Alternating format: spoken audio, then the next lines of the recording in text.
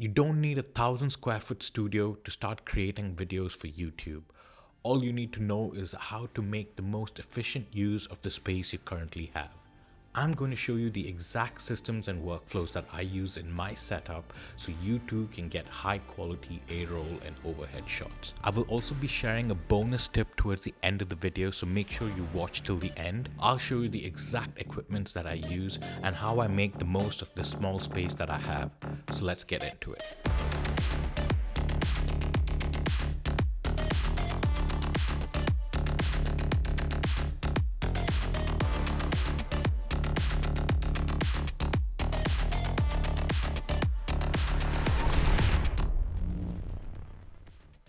In my opinion, there are 4 items that make up the core of any production or setup: the camera, a form of stabilization, lighting, and audio.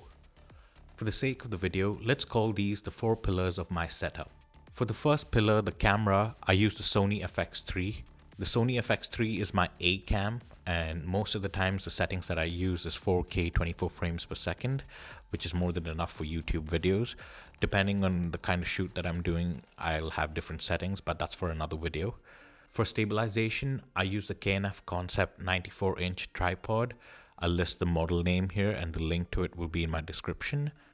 It's a compact tripod with a very small footprint, so exactly the kind of tripod I need for a small setup like the one that I have. I'll show you later on in the video how I use this tripod for both my A-roll as well as my overhead shots. For lighting, I use the newer CB200B and the CB60B. Both these lights are bicolor and COB lights, and they come at a great price. And for the fourth pillar, which is audio, I use the DJI Mic 3, which is exactly what I have in my hand right now. These items make up the core of my setup for YouTube. I will link all the products in the description below, and just so you're aware, these are affiliate links, and if you make any purchases using these links, they will go a long way to support the channel, so thank you. Okay, so let's talk about these 2 types of shots: the overhead shot and the A-roll shot. Let's start off with the overhead shot. Most creators who are just starting out always struggle to get the best overhead shots, especially if they have to work with a very small space. Sometimes the framing is incorrect, the tripod's legs come into the shot, when lights are not set up the right way, there's a shadow overcast on the table. A lot can go wrong with overhead shots. Keeping the 4 pillars in mind, let me show you what I use to get overhead shots. For my main camera, I use the Sony FX3, which is mounted on the K&F Concept tripod. One of the key features of this tripod is that you can extend its arm to become an overhead tripod. This is one of the main reasons why I bought this particular tripod, so that I could use this both for overhead shots as well as for A-roll. I have been using my Sony FX3 with multiple lenses such as the 85mm, 50mm, 90mm macro, 35mm and 16mm on this particular tripod, and there have been no issues at all. This is how my camera and my tripod is currently placed for overhead shots. When it comes to lighting or the moods that I want to create, I can use the natural light from the windows behind me, or I can use the newer lights. I make sure that the light is at a 45-degree angle so that there's no shadows casted on the table when it comes to overhead shots. A pro tip here when it comes to lighting is that you can experiment by not only moving the lights left to right, but you can also experiment by moving the lights up and down. Adjusting the height of the light also gives you many different options that you can experiment and use in your videos. And lastly, for audio, I use the DJI Mic 3. Here's the important bit, right? Before you start filming, you need to have a vision or an idea in mind, and then you should go ahead and execute it. So if you're doing overhead shots, you need to decide, am I recording audio or am I recording only video? If I'm recording audio, am I recording voiceover or am I just recording the sound effects to make an ASMR video? Knowing answers to these questions will help you understand what exactly you need to achieve the result that you want. Pre-planning your shots will reduce friction points in the whole production workflow, and this will make you enjoy the process a lot more, that's for sure. You can replicate this setup with a smartphone and a desk mount and a phone case holder that's attached to it. like the one that I have right here. Right now I have the newer LED tube attached to this, but if this had a phone mount here, I could attach my phone and get the same overhead shots. All you need to do is unscrew this, lift that up, and then screw this back in. One thing that's important when you're using your phone is to make sure that you get your framing accurate. You can use the digital zoom that's available on your smartphone to zoom in and out to get the framing accurate. And for audio, you can record the audio using your phone, or if you're going to use another mic, just make sure you consider how far the mic is away from the action so that you don't miss out on capturing any good audio. A budget microphone that you can use here is the DJI Mic Mini, which works with both Android and iPhones. A budget option for lights are these newer LED tubes that I'm using. I'll put the links in the description and I'll put the details somewhere up in the video. But these are, I think, a great option for the price range if you're just starting out. Now let's talk about A-roll. A-roll is nothing but primary footage that concerns your video. For example, in this video, the primary footage is me talking to the audience by looking into the camera. The rest of the shots that I cut away into are nothing but B-roll shots. So in this case, my primary footage would be me sitting here and speaking into the camera, which is nothing but my A-roll. Now I'm going to show you how I achieve high quality A-roll footage for my YouTube channel. If you are going to create a long YouTube video, something more than 10-15 minutes long, then I would advise you to use multiple angles to keep the audience engaged. For the first angle, I shoot with my desk as the backdrop. I've got both my monitors there, along with the lights right here at a 45-degree angle, and I've got the tripod and the camera right there, which is about 7 feet away from me. I try to frame my shot when I use A-roll in such a way that I can repurpose the footage to convert it into vertical format when it comes to YouTube Shorts or Instagram Reels or TikTok. I think it's easier that way than shooting multiple times. When it comes to the 4 pillars, once again, my camera is the Sony FX3. I'm currently using the Sony 85mm 1.8 lens. The distance between the camera and me right now is 7 feet. For the second pillar, which is stabilization, I use the KNF Concept tripod. For lighting, I use the newer lights.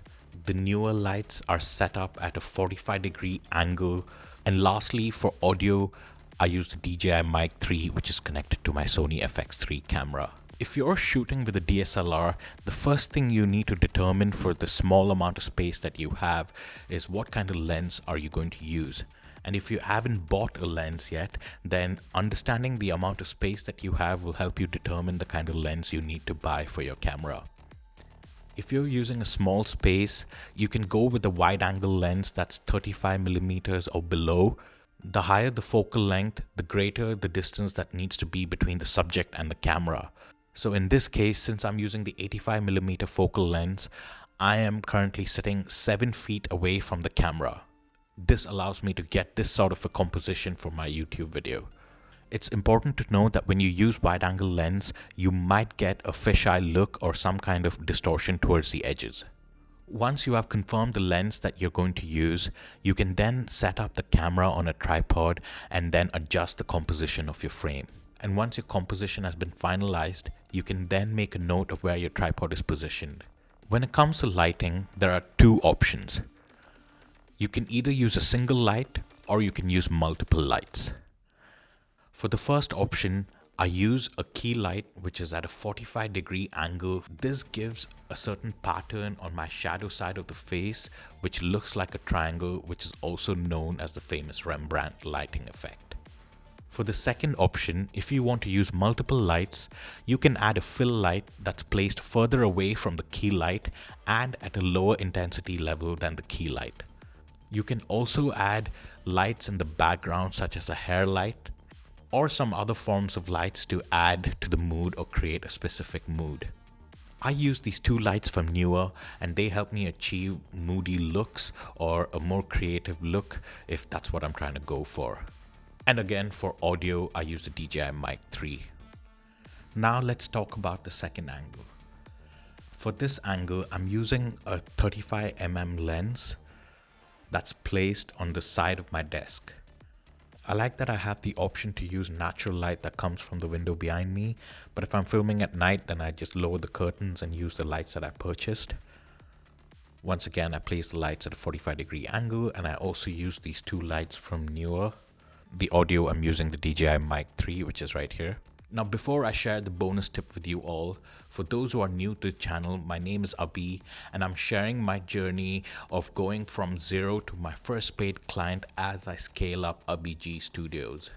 If you're a brand looking for a fresh new lens, or if you're a creator who's just started their journey and looking to learn more about filmmaking and how to create videos for YouTube, then make sure you subscribe and follow along.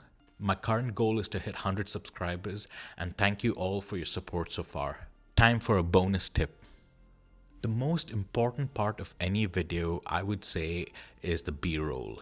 B-roll isn't just some extra footage that's lying around.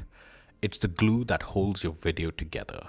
Having B-roll shots in a video helps take your viewers on a journey and helps to convey certain context and emotions that you're trying to share. My secret to capturing B-roll is that I always keep an eye out for anything that's visually appealing, and if I have my camera with me, I'll try to make sure I at least capture 5 to 10 seconds of that footage so that I can use it in the future if I need it to. Also, when I buy any new product or if I receive any new product, the first thing I do is take videos of the product so that in the future, if I ever talk about those products on any of my videos, then I know I have some B-roll lying around. Another good way to capture B-roll is to make sure you try and get all of your lifestyle activities like closing doors, closing and opening laptops, walking around. These are great types of B-roll footage that can help take your videos to the next level. That's it, everyone. That's the system and the workflow that I use and follow. It's quite straightforward. It's not about the amount of space or the equipment that you use. It's about practicing every day. No matter what field you're in, if you dedicate time to practice your art every day, you will get better and better at it. I'm telling you all, compounding is a crazy concept. Anyways, hope you all enjoyed this video and found it useful as much as I enjoyed creating it for you. If there's anything particular you'd like to see, let me know in the comments below, and I'll see you in the next one.